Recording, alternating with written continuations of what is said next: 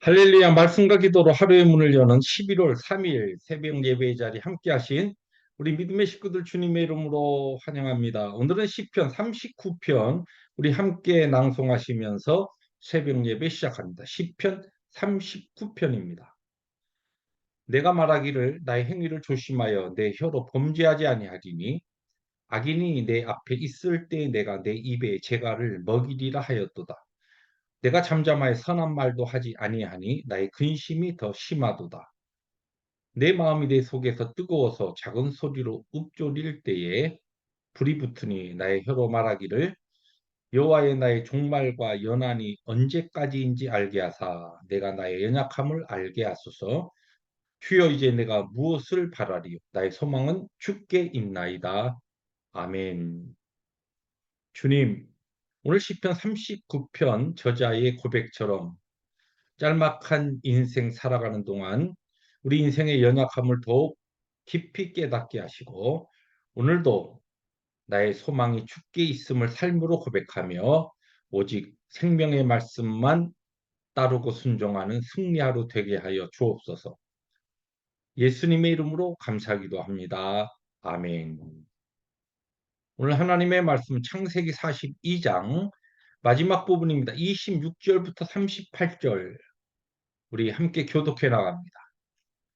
그들이 곡식을 나귀에 싣고 그곳을 떠났더니 한 사람이 여관에서 나귀에게 먹이를 주려고 자루를 풀고 본즉 그 돈이 자루 아귀에 있는지라.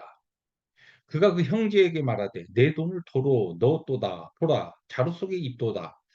이에 그들이 혼이 나서 떨며 서로 돌아보며 말하되 하나님이 어찌하여 이런 일을 우리에게 행하셨는가 하고 그들이 가나안 땅에 돌아와 그들의 아버지 야곱에게 이르러 그들이 당한 일을 자세히 알리어 아뢰되 그 땅의 주인인 그 사람이 엄하게 우리에게 말씀하고 우리를 그 땅에 대한 정탐꾼으로 여기기로 우리가 그에게 이르되 우리는 확실한 자들이요 정탐꾼이 아닙니다. 우리는 한 아버지의 아들 12형제로서 하나는 없어지고 막내는 오늘 우리 아버지와 함께 가나안 땅에 있나이다 하였더니 그 땅의 주인인 그 사람이 우리에게 이르되 내가 이같이 하여 너희가 확실한 자들임을 알리니 너희 형제 중에 하나를 내게 두고 양식을 가지고 가서 너희 집안에 굶주림을 구하고 너희 막내 아우를 내게로 데려오라. 그러면 너희가 정탐꾼이 아니요 확실한 자들임을 내가 알고 너희 형제를 너희에게 돌리리니 너희가 이 나라에서 무역하리라 하더이다 하고 각기 자루를 쏟고 본즉 각 사람의 돈 뭉치가 그 자루 속에 있는지라. 그들과 그들의 아버지가 돈 뭉치를 보고 다 두려워하더니 그들의 아버지 야곱이 그들에게 이르되 너희가 나에게 내 자식들을 잃게 하도다. 요셉도 없어졌고 시몬도 없어졌거늘 베냐민을 또 빼앗아 가고자 하니 이는 다 나를 해롭게 함이로다. 루벤이 그의 아버지에게 말하여 이르되 내가 그를 아버지께로 데리고 오지 아니하거든 내 두 아들을 죽이소서. 그를 내 손에 맡기소서. 내가 그를 아버지께로 데리고 돌아오리이다.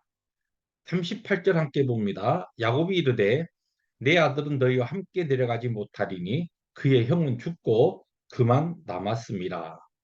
만일 너희가 가는 길에서 재난이 그에게 미치면 너희가 내 흰 머리를 슬퍼하며 서울로 내려가게 함이 되리라. 아멘. 네, 시므온을 제외한 요셉의 이 아홉 형들이 이제 가나안 땅으로 돌아갑니다. 그런데 돌아가던 길에 여관에서 한 형제가 자기 자루를 풀었는데 거기에 나귀를 주려고 먹이를 주려고 자루를 열었더니 거기에 자기가 분명히 지불한 그 곡식 대금이 들어있는 겁니다. 그것을 보고서 모든 형제들이 왜 하나님께서 이런 일을 우리에게 허락하셨는가? 이게 분명히 누군가의 실수로 했는지 그 이유는 알 수 없지만 왜 이런 일이 우리에게 일어났는가? 이 잘못하다가는 곡식과 함께 돈까지도 챙겨온 도둑으로 오해를 받을 수 있다라고 하는 염려를 가지고 이러한 탄식을 합니다. 그리고 가나안 땅에 도착해서 아버지에게 그동안 일어났던 일을 상세히 이야기하고 각자 곡식자를 풀었는데 이거는 이 아들에게서만이 아니라 남은 모든 9명의 이 곡식 자루에서 그들이 분명히 지불했던 돈이 다시 거기서 나온 것입니다. 예, 그러한 상황을 보면서 이제는 이 요셉의 형들뿐만 아니라 야곱조차도 두려워하며 걱정을 합니다. 물론 우리가 잘 알듯이 하나님의 섭리 가운데 이 모든 일이 일어나고 진행되고 있던 것입니다. 그러나 그것을 알지 못했던 그들이 여기 보니까 막 혼이나 나가서 그들이 떨면서 염려합니다. 그리고 그 염려와 걱정이 아버지인 야곱에게도 이제 에, 나타나게 된 것입니다.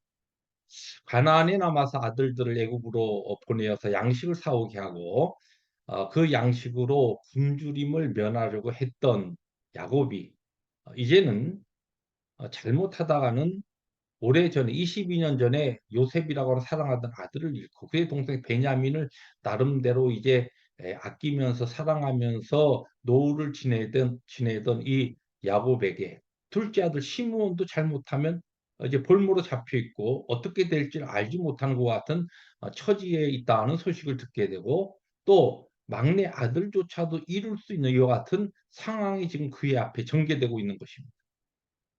자, 그래서 그의 아들들의 염려와 두려움이 이제는 야곱의 두려움과 염려와 낙심으로 그렇게 발전하게 된 것입니다. 여러분, 우리가 이 땅을 살아가면서 경험하는 모든 낙심과 염려와 두려움의 뿌리에는 무엇이 있을까요?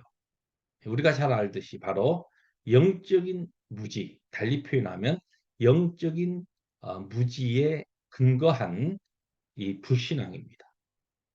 여러분, 우리는 영적으로 무지하다라고 할 때 단순하게 우리가 어떠한 지식이 또 학업이 모자라서 가지게 되는 그와 같은 단순한 무식과 무지가 아니라 이 영적인 무지는 우리의 삶에 불신앙을 가져오며 그 불신앙으로 인하여 하나님께서 하나님의 백성들, 우리에게 약속하신 구원받은 백성으로서 이 땅에서 누려야 될 하나님의 나라를 누리지 못하게 하는 아주 결정적인 장애물이 된다는 것입니다. 그렇습니다. 오늘 성경에서 우리가 볼 수 있는 이 요셉의 형들의 무지와 또 야곱의 영적 무지가 결국은 그들의 두려움과 낙심과 염려를 가져왔으며 그것이 그들에게 하나님께서 원하시는 바로 구원받은 자로 하나님의 백성으로서 이 땅에 누리는 하나님의 나라를 결정적으로 방해하는 장애물이 되었다는 것입니다. 오늘 우리에게 주신 하루를 살아갈 때도 동일합니다.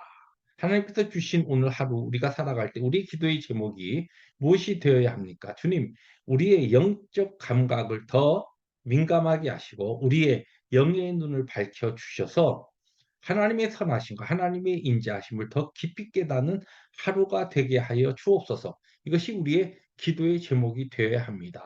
왜냐하면 우리가 우리의 오늘의 삶 가운데 때에 따라 하나님의 그 섭리의 손길이 우리에게는 고통스럽고 어렵고 힘들 때, 그럴 때가 자주 있습니다.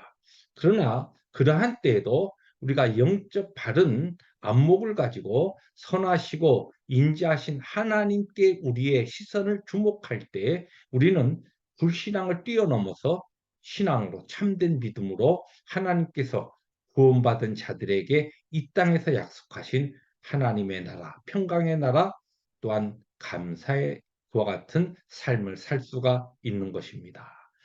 감사의 달, 감사의 계절입니다. 11월을 지내는 동안에 그리고 오늘 하루도 오늘 여러분의 삶 가운데 하나님께서 약속하신 이 평강으로 우리에게 주어진 모든 일에 감사하는 그 넉넉한 삶이 여러분과 제 삶 가운데 힘있게 경험되어지기를 주님의 이름으로 축복합니다. 기도하십니다. 주님 감사합니다. 우리의 이 땅에서의 삶 가운데 일어나는 모든 낙심과 염려와 걱정과 두려움의 뿌리에는 우리의 영적 무지 그리고 불신앙이 있다는 것을 오늘 말씀을 통하여 다시 한번 깨닫게 하시니 감사합니다. 하나님의 선하심과 하나님의 인자하심을 우리들이 분명히 믿고 이해하고 깨닫지 못할 때 이와 같은 영적 무지가 어떠한 이 땅에서 우리의 삶에 약속된 그 평강과 기쁨을 빼앗아 가는지 다시 한번 깨닫게 하시니 감사합니다. 오늘 우리에게 주어진 하루를 참된 믿음으로 하나님의 선하심과 인자하심과 그의 거룩한 섭리를 믿고 신뢰하며 마땅히 오늘 우리에게 주어진 기쁨의 삶, 범사의 모든 일에 감사하는 삶을 살아가는 하나님의 나라를 우리 모두에게 허락하여 주옵소서. 예수님의 이름으로 감사하기도 합니다. 아멘. 오늘도 주님의 말씀과 함께 승리하시는 하나님의 나라 천국의 삶을 살아가시는 우리 모두가 되시기를 주님의 이름으로 축복합니다. 할렐루야.